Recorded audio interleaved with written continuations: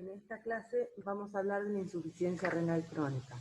En este caso, los pacientes muestran un conjunto de signos y síntomas que reflejan la naturaleza prolongada y progresiva del deterioro renal y su efecto sobre muchos órganos y tejidos. Entre las causas de la insuficiencia renal crónica podemos encontrar como causas más prevalentes la diabetes mellitus y la hipertensión, que son dos patologías muy prevalentes en la población, seguidas de otras enfermedades específicas del riñón, como la glomerulonefritis, obstrucciones o infecciones. Mientras que la lesión aguda del riñón produce la muerte de células epiteliales tubulares, seguido con frecuencia por su regeneración, como vimos en el caso de la necrosis tubular aguda, que era una patología irreversible, en este caso la lesión crónica produce pérdida irreversible de nefrones. Como resultado de esto, se aplica una carga funcional mayor sobre menos nefrones, lo cual se manifiesta por un aumento en la presión de filtración glomerular e hiperfiltración. Esta hipertensión, lo que produce a nivel del nefrón individual, es una predisposición a un proceso de fibrosis y cicatrización. Entonces, como resultado, aumenta la velocidad de destrucción y pérdida de nefrones. Los riñones son unos órganos con una gran reserva funcional. Cuando se ha perdido el 50% de la función, no hay evidencia de deterioro funcional y por eso es posible el trasplante renal a partir de un donante vivo. Cuando la función renal disminuye un 20%, empiezan a aparecer anormalidades de laboratorio como el aumento de productos nitrogenados como urea y creatinina, aunque sigue siendo asintomático. Sin embargo, hay poca reserva funcional frente a cualquier estrés agregado, como puede ser una infección, una deshidratación o fármacos nefrotóxicos. El riñón no tiene capacidad de responder.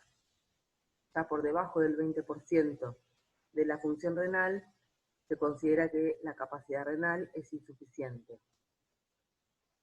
Como consecuencia de la pérdida de la función renal se produce un estado que se llama uremia.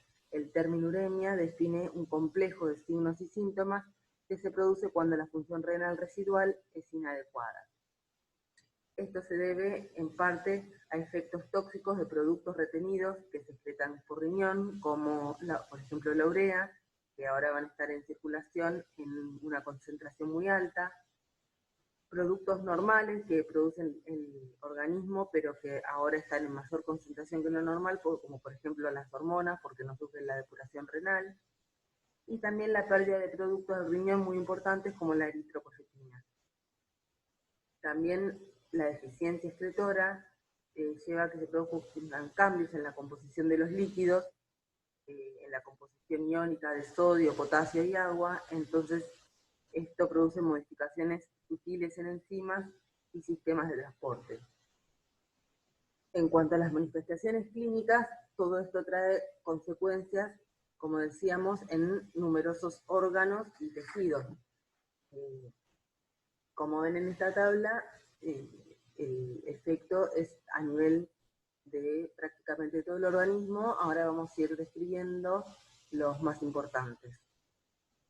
En cuanto al equilibrio del sodio y el estado de volumen, lo que hay en los pacientes con una insuficiencia renal crónica es un exceso de sodio y agua, ya que se ha perdido la vía renal para excretar la sal y el agua. Si la sal se continúa ingiriendo continuamente, es decir, se ingiere sodio, esto va a contribuir a que se desarrolle una insuficiencia cardíaca congestiva, hipertensión, edema y aumento de peso por la retención de líquido. Si bien por lo general hay un exceso de sodio y agua, estos pacientes también presentan deterioro en los mecanismos renales de conservación de sal y de agua.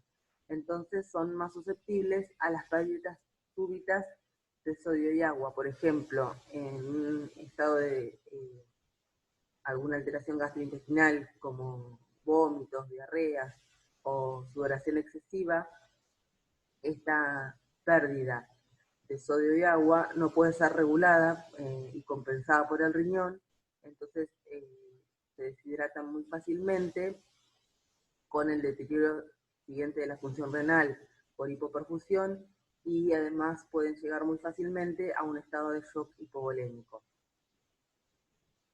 Con respecto al equilibrio del potasio, cuando la velocidad de filtración glomerular disminuye bastante, por debajo de los 5 mililitros por minuto, es donde se empieza a detectar alteraciones en el equilibrio del potasio, donde aparece una hiperpotasemia, o sea, un aumento en la concentración de potasio con respecto a lo normal.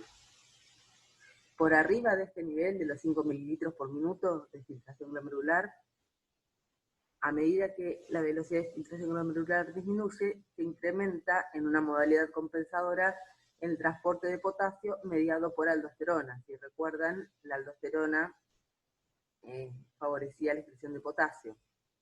El problema es en los pacientes con diabetes mellitus, que como les dije en la primera parte, es la principal causa de la insuficiencia renal crónica, pueden tener deteriorada la producción de renina que se produce en el riñón. Entonces, ante la falta de la producción de renina, también va a disminuir la concentración de angiotensina 2 y de esta manera se deteriora la secreción de aldosterona. Entonces, en este caso, puede haber una hiperpotasemia extrema, incluso antes de que la velocidad de filtración glomerular quede por debajo de los 5 mililitros por minuto. Así como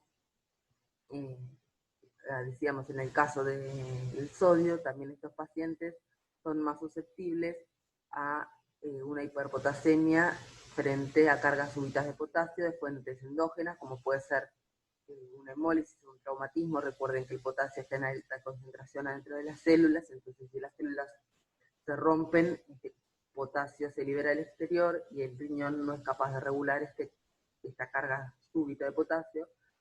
O el potasio también puede venir de fuentes exógenas, como alimentos abundantes en potasio o algunos fármacos que contienen potasio. Con respecto a la acidosis metabólica, la disminución en la capacidad para excretar ácido y generar buffers que tiene lugar en la insuficiencia renal crónica provoca acidosis metabólica. Esta disminución en el pH sanguíneo por lo general puede ser corregida a través de la ingesta de una cantidad regulada de bicarbonato de sodio diaria para tratar de regular el pH. Pero bueno, como decíamos en los dos casos anteriores, también estos pacientes son muy susceptibles a la acidosis porque frente a cualquier carga ácida súbita no tienen los mecanismos necesarios para compensarlo. En cuanto a las anormalidades hemáticas, por un lado tenemos la supresión en general de la médula por los tóxicos urémicos, o sea, por todas estas sustancias que están en circulación en alta concentración que normalmente no lo están. Entonces se suprime la producción de todas las líneas celulares a nivel medular, los glóbulos rojos están muy afectados, entonces se produce una anemia que por un lado responde a esta supresión medular y por otro lado a la falta de eritropoyetina, que la eritropoyetina, si recuerdan, era producida en el riñón y esta producción se ve deteriorada en insuficiencia renal crónica. También vamos a encontrar anormalidades en la hemostasia y un aumento en la susceptibilidad a infecciones por la afectación en la producción medular de leucocitos y también porque las toxinas urémicas alteran la función de los leucocitos en circulación. Con respecto a las anormalidades cardiovasculares, lo que hay que destacar es que la causa cardiovascular es una de las principales causas de muerte en los pacientes con insuficiencia renal crónica. Como habíamos dicho al principio, se desarrolla una insuficiencia cardíaca congestiva y edema pulmonar debido a la sobrecarga de volumen y de sal. Además también hay hipertensión, que esto está relacionado también con la sobrecarga de líquido y sodio, y también porque la disminución en la perfusión renal desencadena la sobreproducción de renina, ¿sí? Al haber una hipoperfusión renal, aumenta la renina, en el caso de que el riñón todavía sea capaz de producir renina, y de esta manera se incrementa la presión arterial. Entonces, bueno, estas serían las causas por las cuales el sistema cardiovascular está afectado en el caso de la insuficiencia renal crónica. Y por último vamos a ver qué ocurre en el hueso.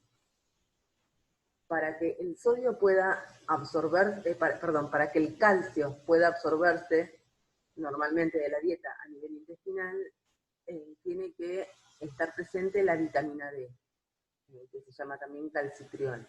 Y para que la vitamina D esté activa, debe sufrir una hidroxilación, una activación en el riñón a partir de su precursor. Es decir, el precursor de la vitamina D que ingerimos de la dieta no está activo, se tiene que activar en el riñón. Si esto no ocurre, no vamos a tener vitamina D activa disponible, entonces va a disminuir la absorción de calcio. La disminución de la absorción de calcio trae como consecuencia, obviamente, la disminución de calcio en plasma, y al no haber suficiente cantidad de calcio en plasma, la mineralización ósea va a ser defectuosa. Además, el bajo calcio en plasma es un estímulo para que se sintetice otra hormona, que es la hormona paratiroidea, o PTH.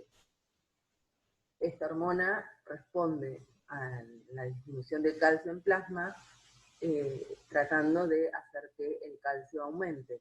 Y la principal fuente que utiliza esta hormona para hacer aumentar el calcio es el calcio óseo.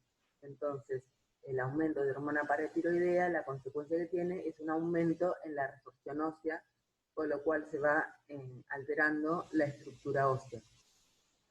Además, la acidosis que habíamos dicho que predomina en los estados de insuficiencia renal crónica también contribuye a la desmineralización, y también hay retención de fosfatos, que si el producto de solubilidad de calcio por fosfato es excedido, se produce la precipitación de fosfato de calcio y la calcificación metastásica, es decir, la precipitación de esta sal en forma desordenada, y no como debe ocurrir en el hueso en forma estructural.